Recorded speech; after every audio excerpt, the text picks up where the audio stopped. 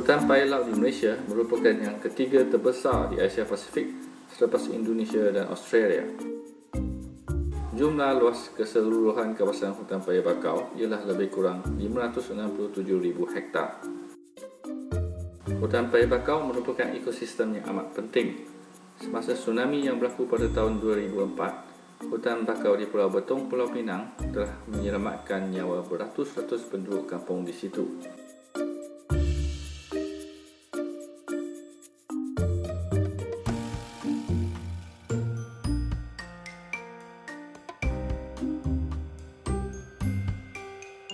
Hutan paya bakau merupakan tempat perlindungan pelbagai spesies haiwan seperti buaya, burung, memerang, beruk, ikan, udang, ketam dan siput.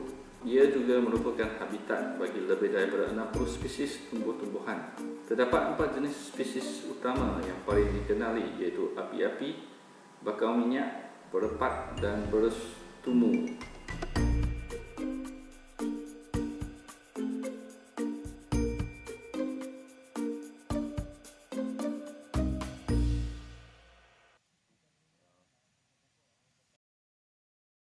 Hasil tangkapan udang dan ikan pantai berkait rapat dengan keluasan hutan paya bakau. Fakta ini bukan sahaja diketahui oleh nelayan pantai yang bergantung hidup kepada hutan paya bakau, malahan telah dibuktikan oleh kajian-kajian saintifik.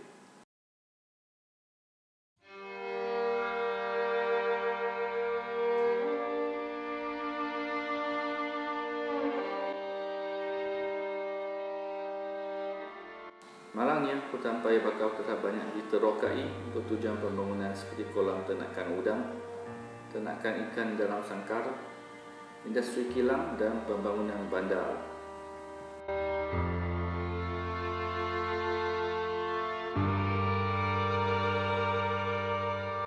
Disebabkan kedudukannya yang hampir dengan kawasan air payau dan tanah rata, hutan paya bakau didapati sesuai untuk dijadikan kawasan menternak udang.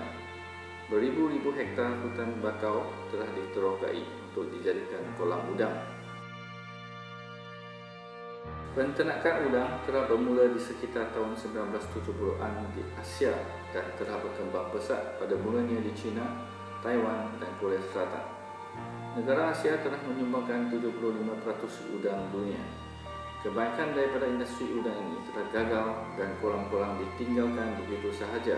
Dan kawasan yang sebelumnya merupakan hutan paya bakau turut musnah. Kegagalan usaha-usaha awal ini tidak mematahkan semangat pelabur-pelabur. Mereka terus mencari kawasan baru untuk diterokai di negara-negara seperti Thailand, India, Filipina, Indonesia dan Malaysia. Kami minta lah pihak yang berwajib kan, badan-badan yang memberi kuasa kan, dengan adanya kolam udang ini memberi lagi tempat. Jadi kalau macam kata kita bagi peluang dia orang nak buka kolam udang, jadi macam kawasan hutan ni dah menjadi sempit. Bila dah jadi sempit akan menimbulkan masalah kepada kita juga, bukan untuk diri kita sendiri tapi untuk orang ramai. Bila hutan semakin nipis, oksigen kita pun kekurangan. Lagi satu untuk menahan hakisan ombak. Macam tsunami yang berlaku tahun 2006. 2006. Itu salah satu faktor yang menyebabkan berlakunya tanpa ada penahanan dengan pembinaan kolam udang ni. Sampai sekarang ini masih ada lagi. Itu yang menjadi tanda tanya bagi saya. Kenapa pihak yang berwajib ni membenarkan dia orang lagi memberi kawasan ni macam pejabat tanah? Macam mana boleh bagi kawasan untuk dia orang bina kolam udang ni? Selain daripada kemusnahan hutan paya bakau, masalah utama akibat penternakan udang ialah pencemaran dari air kolam. Air laut yang segar perlu sentiasa dipam ke dalam kolam untuk menjaga kesihatan udang. Sementara itu, air kolam yang telah digunakan perlu dipam keluar. Sisa air ini mengandungi bahan toksik daripada buangan udang, antibiotik dan bahan kimia untuk merawat air.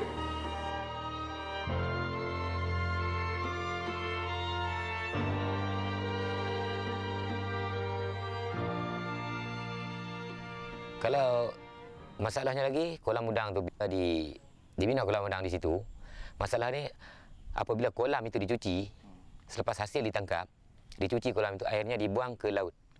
Air yang dibuang ke laut itu merupakan menjadi keracunan dan menyebabkan gatal-gatal kulit jika kita terkena yang tu. Sedangkan ikan, sebab saya bisa lihat sendiri hasil daripada cuci kolam tu, dibuang air ke laut, ikan-ikan ni akan jadi pening. Itu kena ikan. Kalau kita pula yang memakan ikan tu, apa yang akan jadi kat kita? Kolam udang banyak di sini, di Sungai Udang, di Tanjung Pendang, banyak di sini. Kawasan yang terbaru yang dekat di sini, di sebelah sinilah, di Bagan Tiang. Memang banyak situ. Dan hutan yang memang nipis, betul-betul nipis. Saya ingat tak 1 kilometer ataupun tak sampai. Memang nipis. Selain daripada kemusnahan kawasan bakau dan masalah pencemaran air, industri menternak udang juga menyebabkan beberapa kesan lain. Penggunaan berlebihan air tawar untuk bekaran air di kolam menyebabkan kekurangan air minuman untuk penduduk tempatan. Ia juga memusnahkan kawasan peladangan berhampiran dan menyebabkan bekaran air bawah tanah menjadi masin.